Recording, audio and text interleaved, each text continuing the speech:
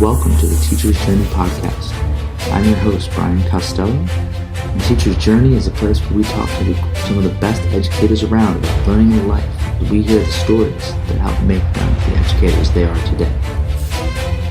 Since this podcast was recorded, the release date for Mandy's book, The Fire Within, has been updated to June 18th, so the date this podcast is released. Mandy's book, The Fire Within, will also be available for purchase on Amazon and other places where books are sold. So take a look at Mandy's book. It's great, and enjoy this amazing conversation with MandyFroehlich about her book, her journey in education, her passion for helping people. Welcome back, everyone, to another episode of The Teacher's Journey. It is my absolute pleasure to be joined this evening by MandyFroehlich, Director of Innovation and Technology in the Appleton, Wisconsin area, and fellow EduMatch author, which we'll definitely get into later tonight. And I'm really excited to have her with me, telling her story, sharing a little bit about where she's coming from, talk a little bit more about the project she's been working on. I'm really excited to talk about that for a lot of reasons. And I'm just thrilled that you have the time to join me and share your story tonight. So welcome, Mandy. Oh, thank you so much, Brian. I really appreciate you having me on. This is awesome. Wow, you're really good at the whole gushing thing. I was only kidding. You didn't have to tell anybody how great it was. Really, I'm really excited about this. There's a lot of really great things going on right now for both of us, and I'm excited to share those. But before we get to that, I really want to kind of find a base for people as to where some of those things come from. So I tend to pretty much start all these things the same way, and then I have no idea where they end up. It's fun. It's interesting for me, at least, and maybe the 3 or 4 people who hear it. But also it's just really fun to find out where some of the great educators that I get to know and get to meet come from. So talk about when you decided to go into education, when you realized that teaching was for you. Sure. So I might be a little different than other people in the way that I did not grow up wanting to be an educator. It wasn't something that I dreamt of doing. I even had kids prior to going back and getting my degree in teaching. And it was actually having my own children that made me want to work with others. I grew up in a very large family, and to be honest, I grew up always saying, I never want kids, never, ever want kids. And I ended up with 4 of my own and then classes worth. So it was, I was working in banking, and I actually really liked it. I didn't have a problem with it, but just knew it wasn't where I belonged. And so I started going to school at night and eventually quit and went full time. And by that time I had my 3 kids, and another one we were adopting, and she was on the way. And I finished up, and I've been in education ever since. So when you went back you had to go back to school and to get into education. So this kind of a roundabout route, and I know a number of us have taken that kind of side route into education. Mm-hmm. What was your experience in terms of finding your way into classrooms, finding your way back? So did you have a traditional experience in your teacher education, or was it more like, piecemeal together, jumping into classrooms, that kind of thing? As far as when I first started getting into it? Yeah. So when you were, taking classes, and did you go back and just do a traditional like program, or were you more jumping in and out of things? Like I know, like a lot of the post-bac and graduate programs, especially when I was going back and to get my degree while I was working in other jobs, wasn't what it is today. So it wasn't commonplace for people to go back after graduating and getting a degree. So, did you find any hurdles? Was it difficult to, get into programs that did that kind of thing? Like, did you just have to go back and do a regular teaching program? I went back and did a regular teaching program. So I never had a degree to begin with. I had been taking classes kind of here and there, trying to figure out where it was I wanted to go. And so I didn't, I had a regular bachelor's degree, and then I was actually in school for 20 straight years after that. Once I went back for my bachelor's degree full time, because then I went from like a bachelor's to my master's to a second master's to my EDS. So I kept saying I am the true version of a lifetime learner. I don't ever stop going to school. So I ran out of energy for it, and I sometimes think about going back and actually getting my doctoral degree, but that's not something right now that I'm going to be pursuing anytime soon. But I did have a regular degree, and it was tough with 4 kids and trying to get those things done, and being a first year teacher with 4 kids, and I had a baby who was adopted, so we were going through the process of attachment and things like that, and so the first year was definitely tough. So let's slow down there for a second then. Sure. Because so you went back, you got your degree, you're going to class, you have 4 kids now who are at various ages, including a baby who you just adopted, and you're a first year teacher. Mm-hmm. And you come to this from another career, so you have some experience. It's not like you're not a kid who just walked out of college into your very first job. So talk about like you walk into the classroom the first day, or throughout that first year. What was the feeling like? Was it one where you felt excited, comfortable, terrified, somewhere in the middle? Yeah. So my very first teaching job is actually kind of comical. So I was elementary trained, and my very first teaching job was a 1-year limited term contract in a middle school, teaching basically family and consumer ed. So I was teaching cooking, which I am an absolutely a horrible cook, and I was teaching that, and then I was also teaching human growth and development. So I had when I had done my student teaching, I had interned, so I'd actually never done any type of work in a middle school classroom at all. It was all elementary. And I often tell the story where I got this job, and I was so excited because at that time there were 800 applicants to every one teaching job. Like, I was fortunate to get anything. And I remember walking into, I had an office. I had the coolest room because it had a kitchen, and multiple kitchens because it was for cooking. And then I had a big area for teaching. And then I actually had an office. And so I walked back into the office, and I looked kind of up on the right-hand shelves, and there were packages of deodorant and shaving cream and all of these kinds of things. And then I remember looking on the left-hand side, and there were posters way up high on a shelf. And so in my elementary brain, I'm thinking, oh, they're, it's like pictures of a serene elephant, a serene elephant scene, and it's got something motivational on there. And I pulled them down, and they were actually pictures of venereal diseases. And so I put them back up on the shelf and kind of backed out of my office.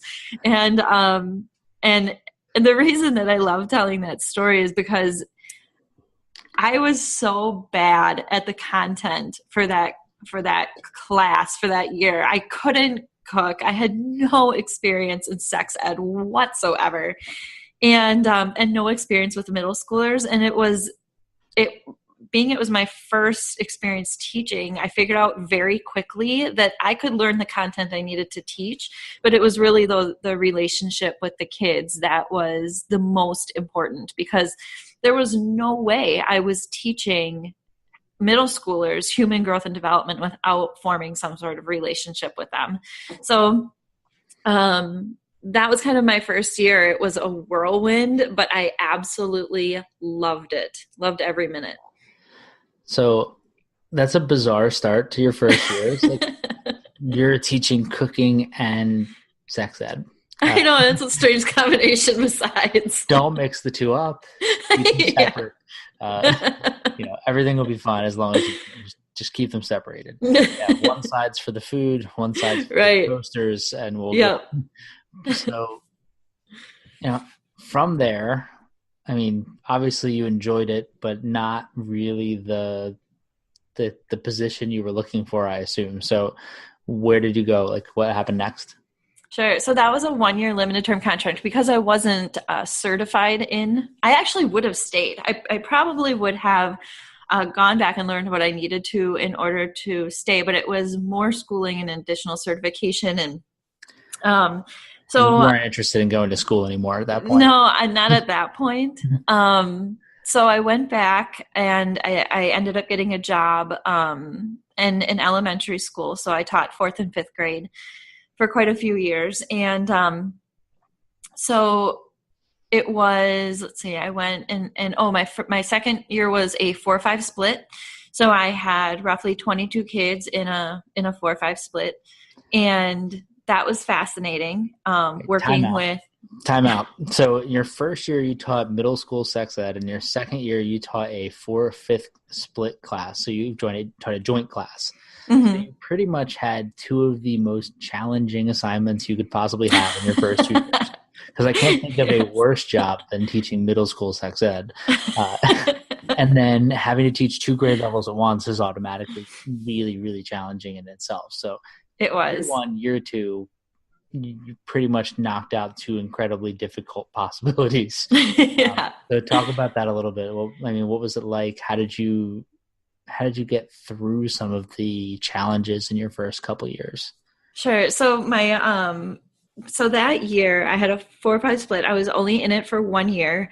I had, I think it was 8 5th graders, half of which were gifted and talented. And then the rest were 4th graders. And I had very little additional support because of our poverty level was high, but not quite high enough. And so I had 4th graders reading at a 1st grade level. And then I had 5th graders reading at a high school level. I had GT 5th graders and GT 4th graders who were being pulled for special services. And then I had my special ed kiddos as well. So it was a wide range of kids in this class. We did a lot of workshop model, a lot of things that I didn't know what I was doing at the time, and now seem to be some of the things that are actually going on. But I was making it up as I went. Unfortunately, that job, there were budget cuts, and I was literally, at that point, people were laid off due to seniority. I had literally been the last one hired for that school year. So they laid off roughly 50 teachers, and I was the first one laid off because I had been the last one hired. So at least you weren't like 49 and you're sweating out hoping that maybe they'd be able to hang on. Yeah, no. Yeah. That's true. So year 3, school 3, 3 for 3. All right. Off to a great start. So what next? Where do you go from there? So I actually thought at that point, I thought to myself, I don't know if it's time to get out of education because it was so difficult to get a job. And so I tried to get a job. I worked for, this is actually kind of funny. I worked for our city newspaper, the Post-Crescent, and I was hired to market and run the website of their Deal Chicken site, which is a... Yeah, you're going to have to explain that one. Which is similar to like a Groupon. And... with a way better name. Okay. A way better. The moment I knew that it wasn't for me was when they said Deal Chicken. I understand. I know. They said to me, we need to get out on the street marketing this thing, and we want to buy a chicken costume. Yes. I knew where that was going. Sorry, I knew you were And going with that, and I couldn't. and I looked at my boss and I said, I'm sorry. I can't, like, I just can't do it. And she wasn't super happy with me about it. And so my former principal, when I worked for the 4-5 split, that principal, she actually kind of called in a favor and called one of the administrators at one of the districts, and she's like, "Look, you've got to at least interview this girl. She belongs in education. She's out of it right now. She hates her current job. Like, she needs to be in education," which was one of the kindest things anyone's ever done for me. And they brought me in and they interviewed me and hired me, and yeah, that was how I got. I knew at that point I wanted to be in education. I just didn't know how. When I had been on a 1-year limited term contract and then gotten laid off, and then it was difficult to keep a job, and I had a family to pay for, Yeah. and it was more about the logistics than anything. And so I was hired back, and then I taught 4th grade for a few years, and then I looped from 4th grade to 5th grade. And then my 5th grade year, I went into, it was my last year teaching. And what happened was I went from 4th to 5th grade. All my kids came with me. They had the opportunity to leave and to go to another teacher, and they actually had to sign a paper. Like, they sent a paper home saying, we're looping the class. Your child may choose to not have this teacher.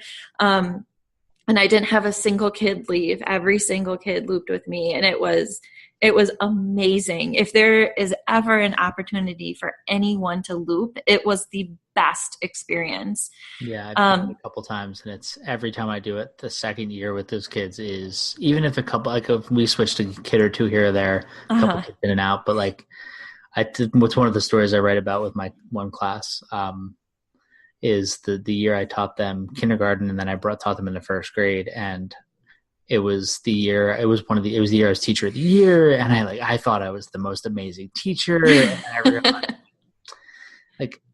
I realized part of it was just that those kids were awesome, and they had the personality that fit really well with me. And then we were together again for another year, and everything was just perfect. Like, it was the perfect mix and chemistry of everything. Right. And it really wasn't me.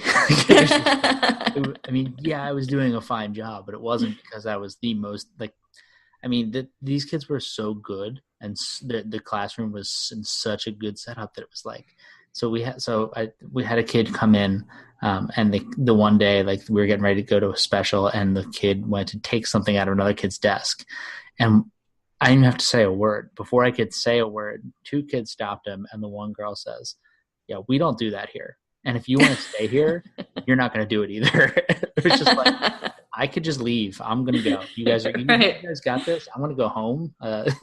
Let me know when the year's over, because I think you have it under control. That's when you know. Yeah. Looping, absolutely. It's such a good experience. And then you were like, I can't teach anymore because this is the end of it.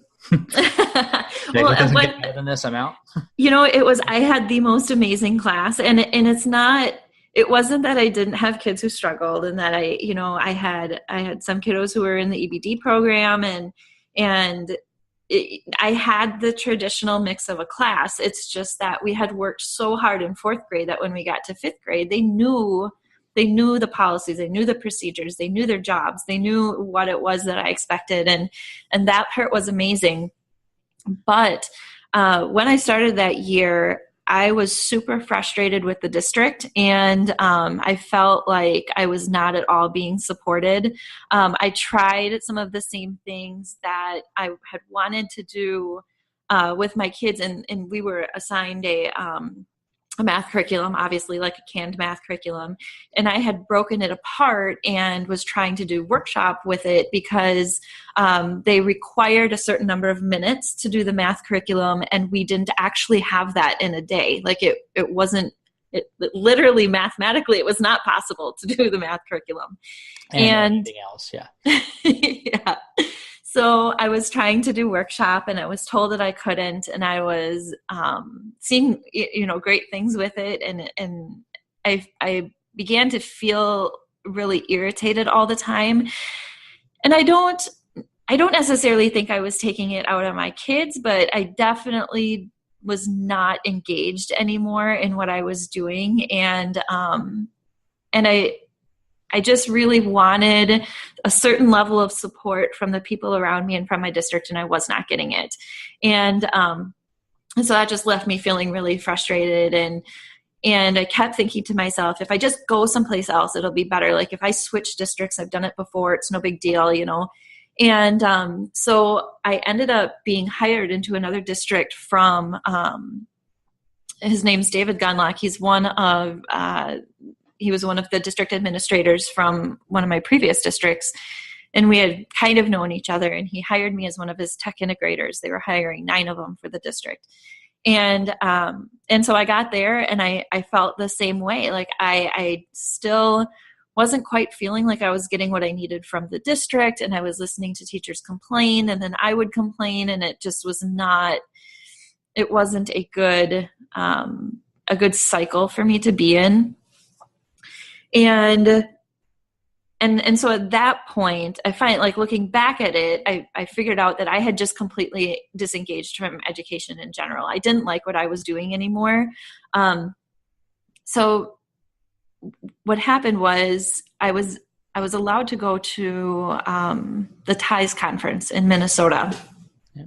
And Dave was really good about allowing us to go out and to go to conferences and learn and things like that.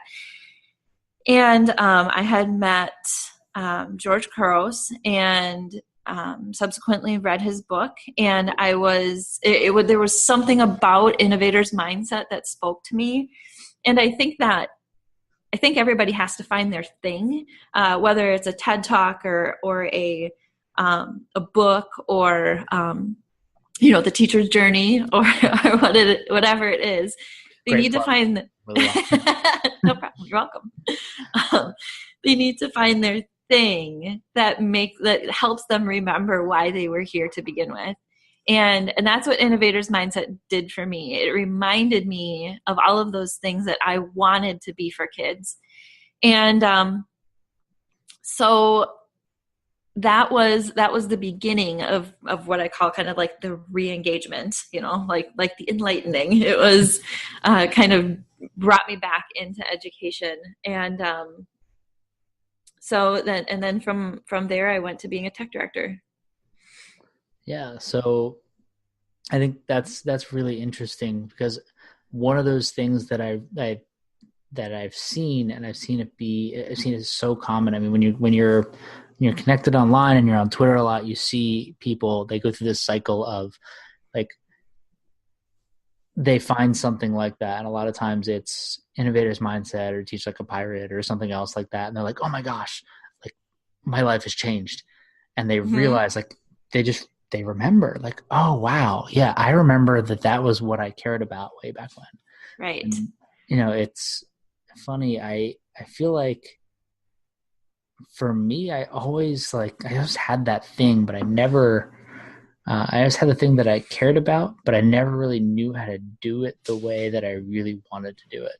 Mm-hmm. And I still sometimes don't know how to do it the way I want. Like, I have this vision in my head of what it's supposed to look like. And then if it comes out like 75% of that, then I'm like, yes. Yeah. So it's interesting how easy it is, though, to lose our way. And to lose the purpose behind where we came from and what we started with. So I can imagine that being a really frustrating, difficult, kind of challenging period, both personally and, like, emotionally, mentally, just to go through that of, I don't know why I'm here anymore, and it's almost like you don't realize it, right? I mean, right. Mm-hmm. It just kind of gradually happens. And one of the things that I've written about is that period of time. And when you're in that middle of the road period, it's really easy. And I think that's where most of our teachers burn out, is that, like, 3 to 7 years where they sort of know what they're doing. They're trying to make it work, but they don't feel supported. They have too much on their plate. They don't know how to handle that yet. They don't know how to say no. They're doing everything. Because you finally have people who ask you to do stuff, right? Like Right. people finally trust you to do things with their school or their kids or whatever, and you're like, yeah, I can do it, I can do it. Yeah. And so you have all those different components building in, and it just wears out it wears out the why and the purpose of what you're doing there. So Mm-hmm. the fact that you're able to find something valuable to get you through it is absolutely fantastic. Like that's what so many people I think need. Um, Yeah, and I think it's really important for people to understand that if you find yourself in that place, because I agree, I don't think people even realize it's happening, and that's definitely what happened to me. And one of the things that I've really worked hard on since that happened was being very self-aware of how I feel all the time. Because if I start to slip into one of those areas again, I have to do something to get myself out. And and it doesn't mean that I love my job all the time. There are definitely components of my job that I don't like. I hate ordering devices, for example. I spend hours doing it and I hate doing it. But it's the other parts of my job that I love so much that makes up for that. But I definitely think it's something, just being aware of how you feel, because burnout is a real thing. I talk about secondary trauma in my book, and I think that that's a real thing. And I definitely think that it leads to disengagement. I even think, like you said, some of our high flyer teachers, we throw everything at them because we know that they'll do it and we know they'll do it well. And so we overuse them. but you can't do everything well. Like no matter how good you Mm-hmm. are at anything, and you could be good at everything. And even if you're good at everything, if you have to do all the things, you're not going to do them all well. And you just Mm-hmm. won't. It's not possible to do all the things well and still teach well. I think that was one of the problems I came up against. Was I was trying to get all these experiences, and I was trying to do all the things and add all the things in that I was learning all at the same time. So I was trying to do everything at once. Right. And when I look back on it now, I look at my classroom during that time period, I'm like, I think I was really selling my kids short in some ways. Now, they probably don't notice it. They don't think so. But from my point of view, compared to what I was capable of doing, it wasn't what it could have been. Mm-hmm. And I think in large part because of that, there's so much coming at you and everything there. So you brought up a good thing that I want to talk about is the secondary trauma, because I know that I have taught, and I've been in classrooms, and specifically a classroom that I talk about a lot because they're some of my favorite kids, and I never stop thinking about them. But that class went through and I didn't loop with them, all of them, but I looped with most of them.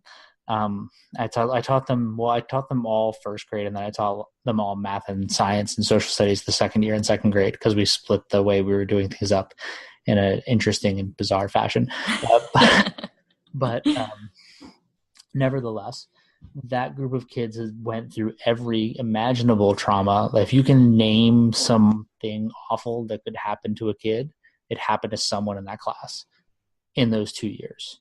And so I think, like, when you talk about secondary trauma, and it's something that you discuss in your book, which we're going to talk about in a second, but just talking about secondary trauma, because I know the kids, myself, in that whole time period, that year and a half, 2 years, where all that was going on, it was just it was really challenging to focus on teaching and I found ways to not bring it home with me all the time, but it was just really challenging. And so talk about, where your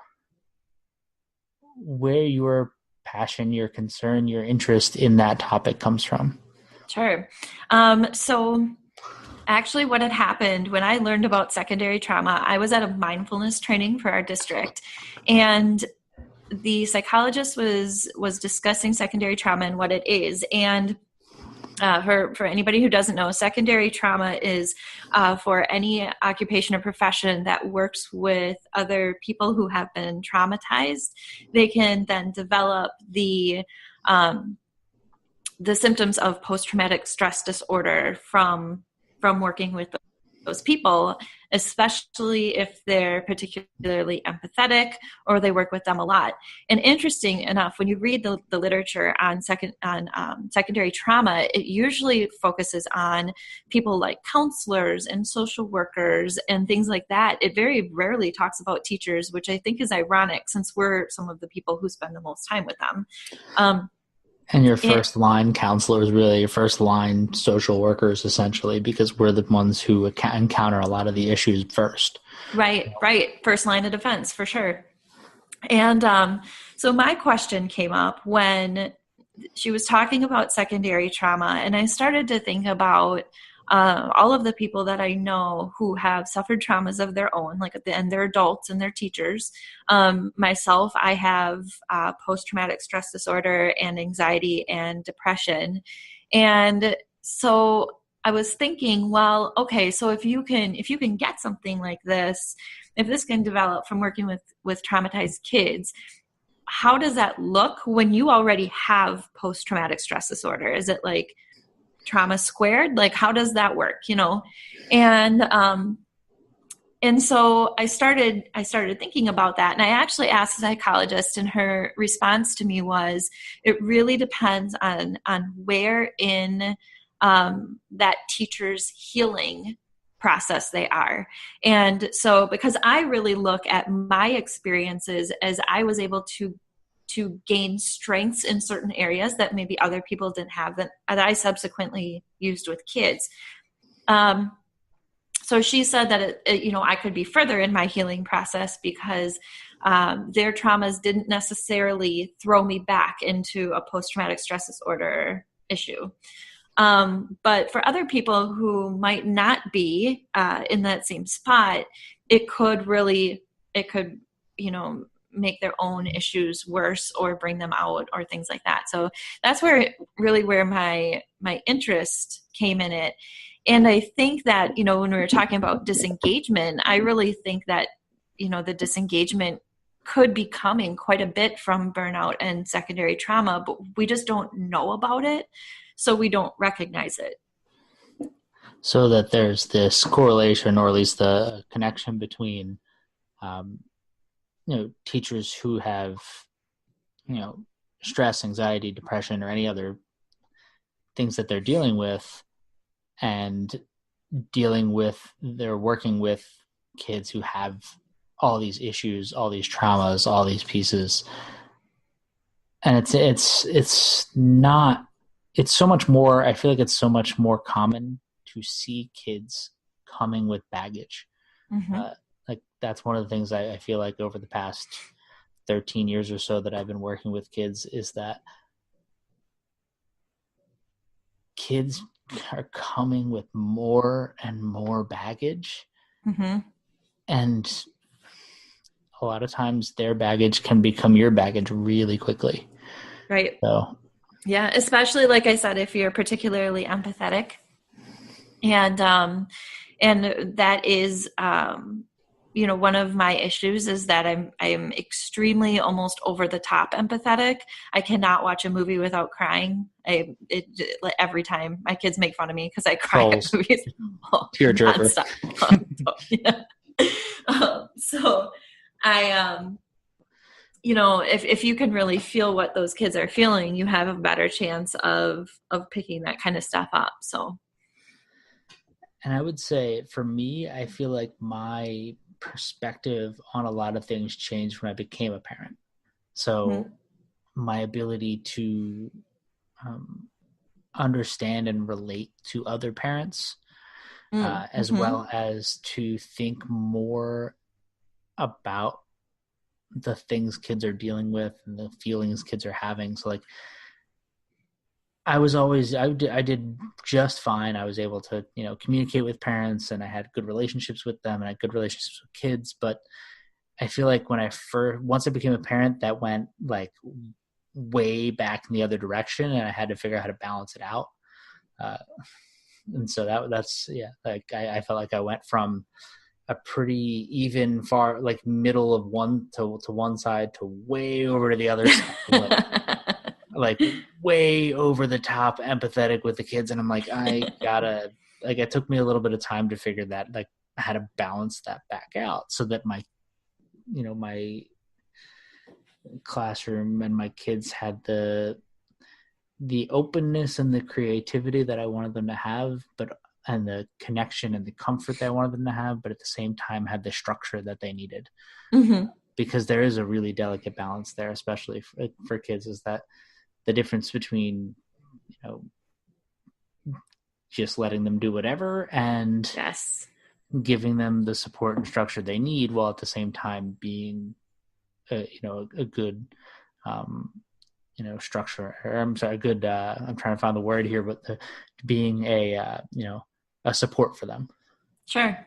A friend of mine had a long time ago had said to me the phrase "freedom within fences," and I always loved that phrase because it just gives you such an awesome visual for what that should look like. Like, there has to be parameters. You can't just let kids do whatever they want all the time, and I think that's the first mistake that people make when they don't truly understand personalized learning. For example, they think it's a free-for-all if they haven't really looked into what it is, and it's not. There is structure even to personalized learning, and but it can be just applied in so many areas, the freedom within fences ideas, and so that's always something that when I start to think about structures and what things need to look like, I always bring that back up in my head. And when the people are looking from outside the fences in, they never notice the fences that are there. That's one of those things I used to get all the time. Like, your kids could do whatever they want. I'm like, no, they can't. I just don't care if they get up and get a tissue without raising their hands, because that's gross. Like, they don't need to ask me to get up and get a tissue or to get a drink from the water fountain in our classroom. Like, they have some freedom to make choices, which I expect them to screw up more times than not. But eventually they're going to have to make those decisions on their own correctly. And if we never let them do it, like, when it's important, they're not going to have any experience in making decisions at all. And right. So, I had to push back a lot on that whole piece of, well, your kids do all kinds of things and they're not allowed to do that in my room. So why are you letting them do that in yours? I'm like, it's not your room, it's mine. Not going to change what I do to walk my kids into your room for another year or 2 years or whatever, whenever they're going to get there. They'll figure it out when they get there. They'll learn how to adapt. It's part of life. Mm-hmm. But so all of these things we've been talking about kind of tie into the project you've been working on, that I am really excited about for selfish reasons, on top of the fact that I think it's going to be a really, really great read. But The Fire Within, which is coming this summer, mm-hmm. is your book about, well, why don't you tell people what it's about? That way you can kind of give them a better picture. Sure. So the way that this project came to be was that I was actually on a flight home with Tara Martin in ISTE 2017. And I had my first flight before I hit my layover was with her. And we immediately got into this really deep conversation about why we were in education and kind of what brought us there. And for both of us, we had very similar but different childhoods, like kind of similar experiences.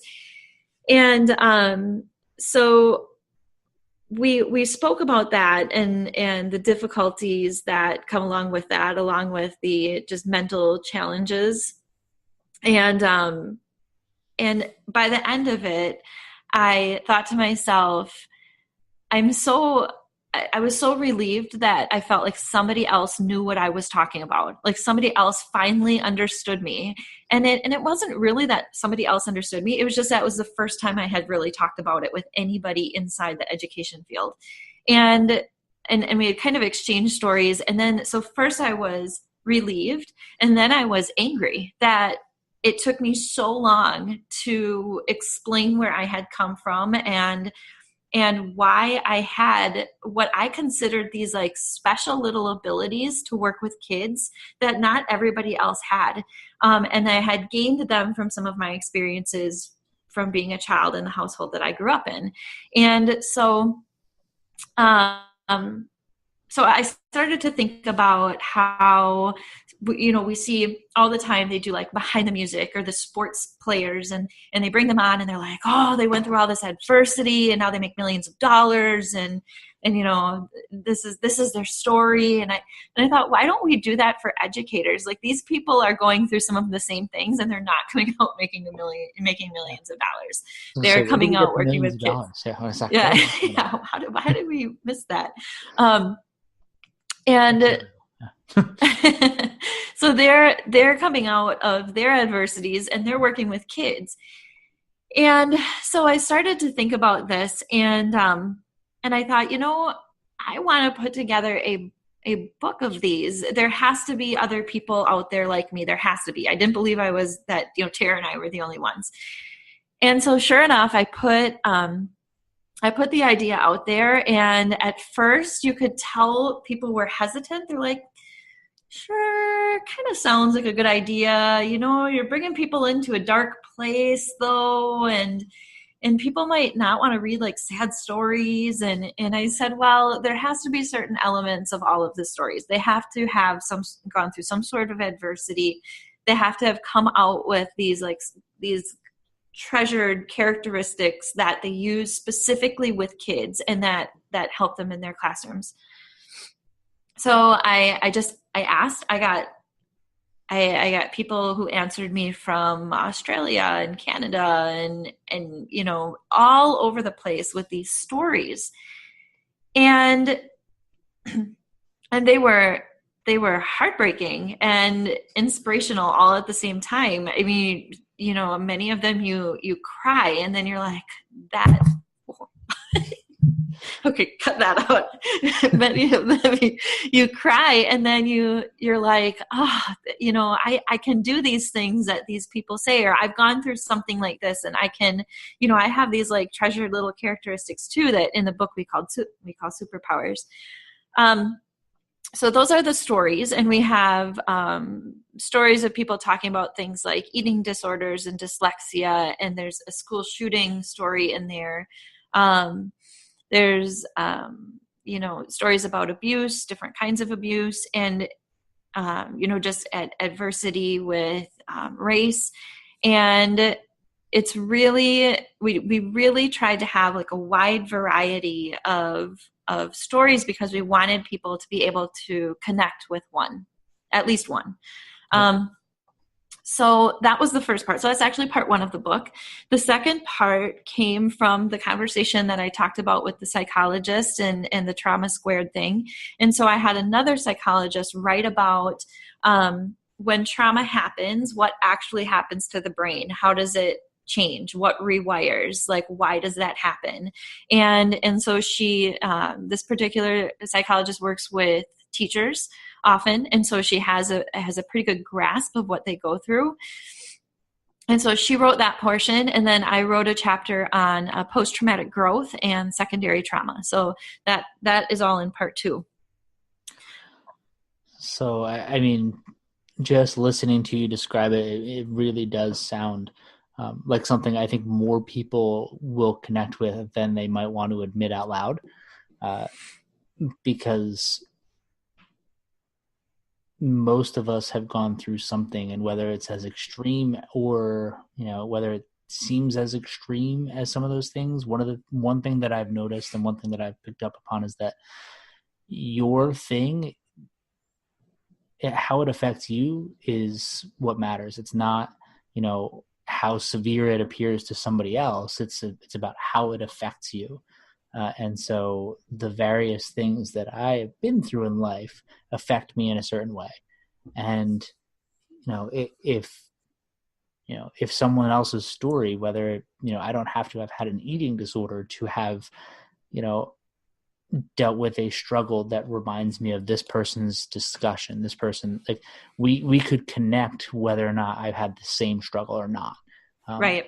And so, whether it's their writing style or the things that they've shared or the feelings that they're talking about, there's a lot of ways that people are going to connect with these stories.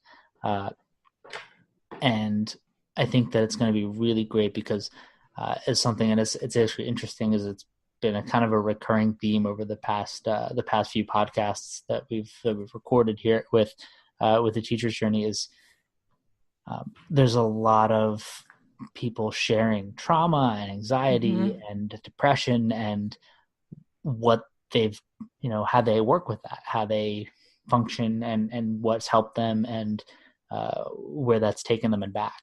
Uh, Mm-hmm. so the common nature of this, I just think with people in general, it's going to resonate a lot.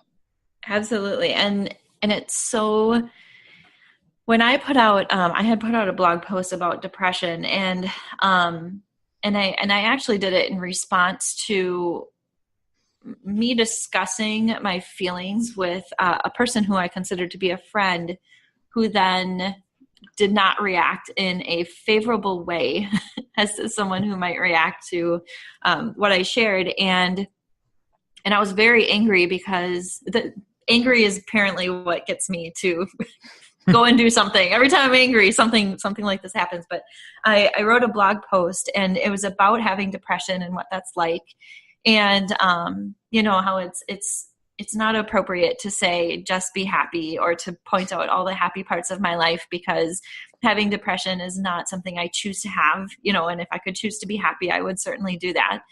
And I had such an outpouring of not only support, um, but people who wrote me their stories, and just these,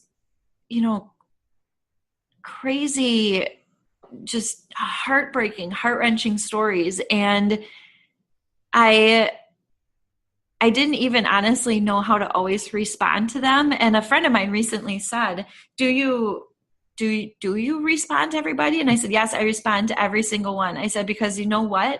I don't want to be the one person they reached out to, and admitted this to, and told their story, and I didn't say anything." I said, "I can't have that on my conscience." Yeah. And So you never know so when who that person's told, who that person's reached out to, and the fact that exactly. you shared openly about this, it means that they're more willing, likely more willing to share with you. Uh, and I think that the response you said you got from a friend is the kind of thing that most people fear. Like, this is someone who you were expecting to be supportive and to be, to kind of be on your side with this, and they weren't.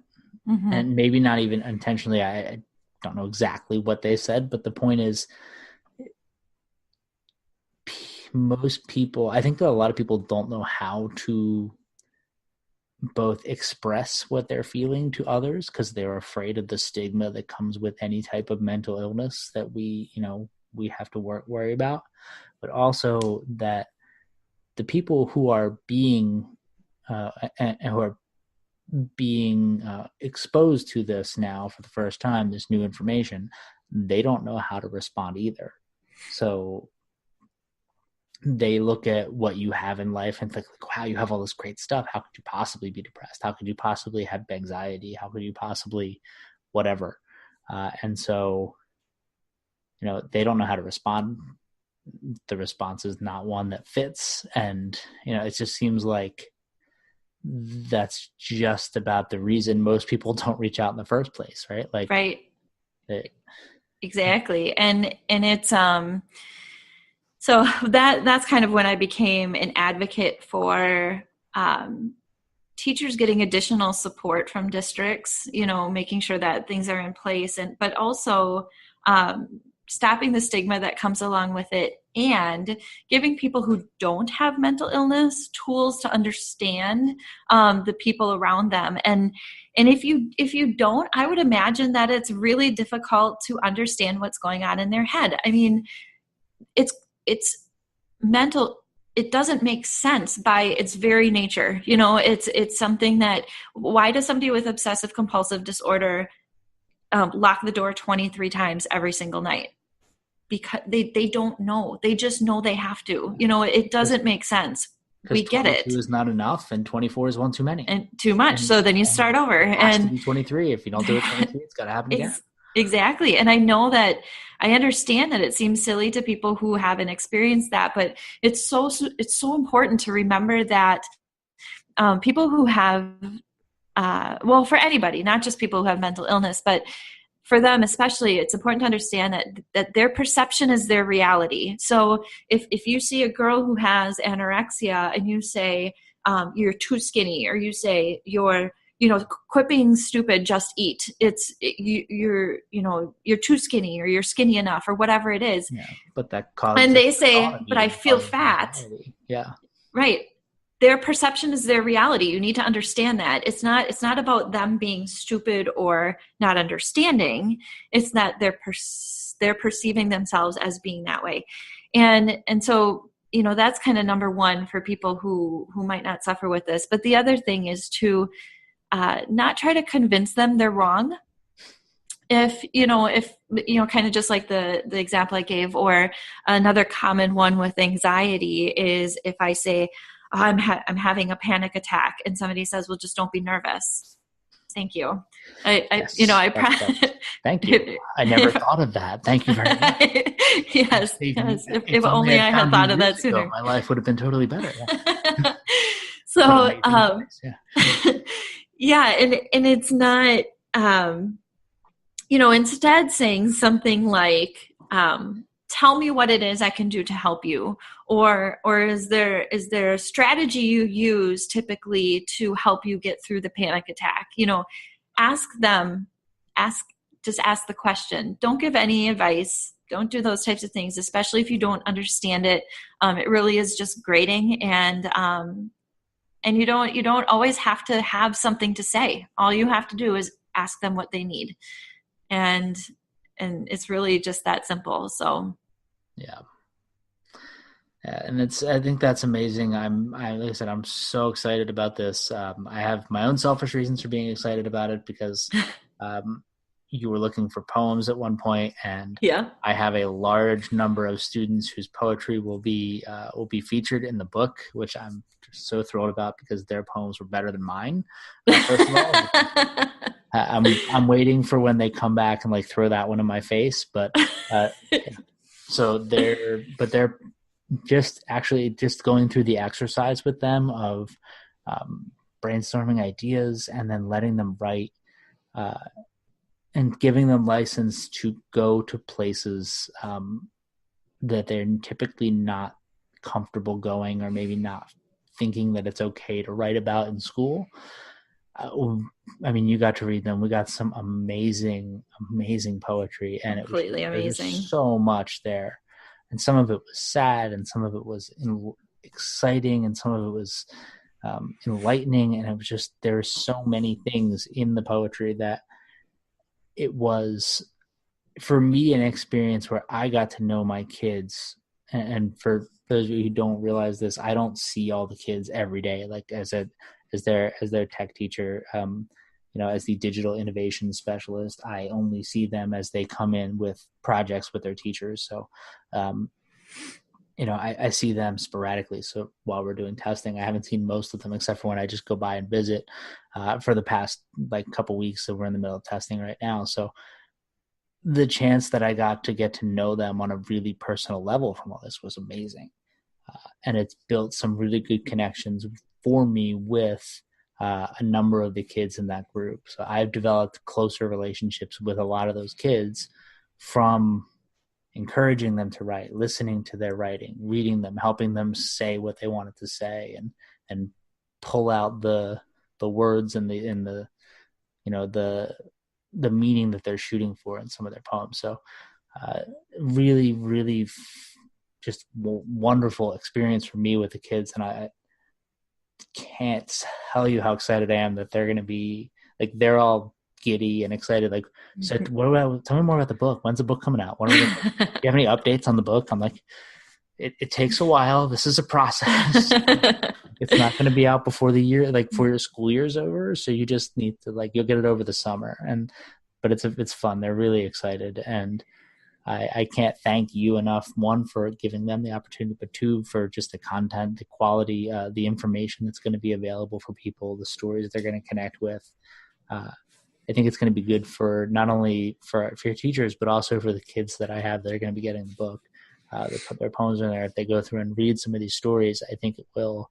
I think they'll resonate with them and see that there are, there are role models who have been where they are, who have been through things they're going through when they're kids, and now that they're adults, they've been through that stuff and they're out on the other side. And even though they still deal with it, they live productive, quality, successful lives, which I think for a kid who deals with some of this stuff has to be a really helpful feeling. Yeah, that's what we're hoping for. So originally it was really aimed at educators and just to show them that, they don't have to be embarrassed of where they came from or what they've experienced, and they don't have to be embarrassed of their struggles. But the more we put the book together, we talked about it being, for students, like if they connect with any of those, that they can see the success that's happened, and with just regular people, like, kind of quote unquote just their teachers. Like it's not a sports figure that is so far out in left field for the kids that they think it's really cool, but it's not necessarily a real person. Going to be superstars and like the NFL. That's true. They do all think that. That's true, and they all are going to be in their own way. All of my kids are going to play pro baseball. You didn't know that, right? No. Obviously, duh. But we hoped that for those kids, we hoped that people with trauma connected with the stories, but we also hoped that people who had not been through a traumatic experience might look at it and understand the people around them a little bit better. So it really is for a wide variety of audiences. We even had, as part of the focus group, we had a lady who was a stay-at-home mom read the book, and she read it in one day. She said she started and she couldn't stop, read it all the way through. She's like, I cried for about 6 hours. and I'm like, oh no, you cried. And she's like, no, in a good, happy way. So, she loved the book, and she's like, you can't only market this to teachers. It's got to be for everybody. So, I'm really excited about it. It came together so much better than I even thought it would. The contributors are absolutely amazing. They really are the ones who completely made the book, and I'm really excited for it to be out there.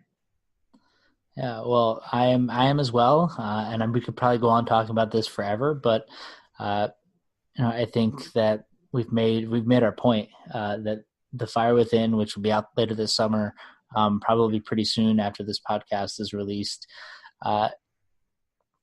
is going to be a great read, a great way for you to connect with probably yourself and with the people around you.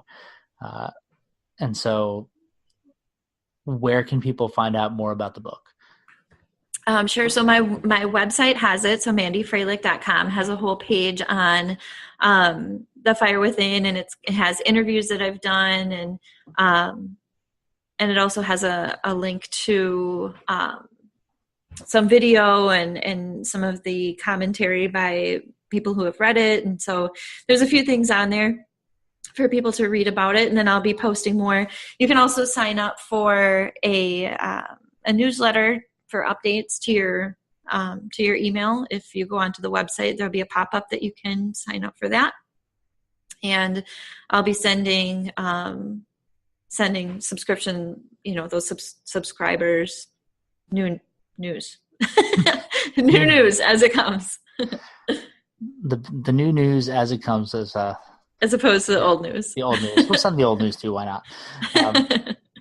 So absolutely wonderful. Can't tell you how much, like I said, how excited I am.